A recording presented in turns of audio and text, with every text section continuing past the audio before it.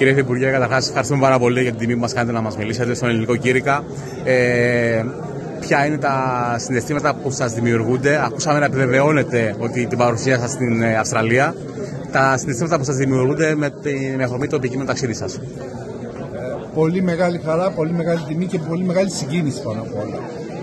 Γιατί πρέπει να σας ομολογήσω ότι νιώθω πολύ άσχημα που έχουμε τόσα χρόνια να κάνουμε επίσημη επίσκεψη στην Αυστραλία.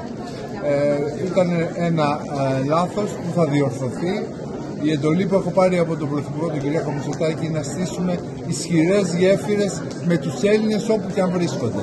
Οι Έλληνες της Αυστραλίας είναι το πιο δυναμική κοινότητα Ελλήνων της Διασποράς και θέλουμε να ξέρετε ότι είμαστε κοντά σας και σας αγαπάμε.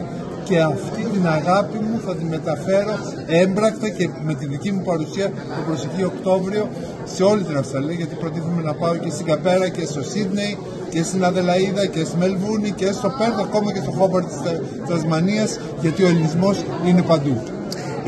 Τα θέματα τα οποία θέλετε να αναπτύξετε και να συζητήσετε σε 2-3 topics, έτσι μπορείτε να μας αναφερθείτε επιγραμματικά? Γνωρίζω ότι υπάρχουν πολλά παράπονα για τα θέματα τα προξενικά, ιδίως στα διαβατήρια. Είναι ένα από τα θέματα που αγωνιζόμαστε να τα λύσουμε.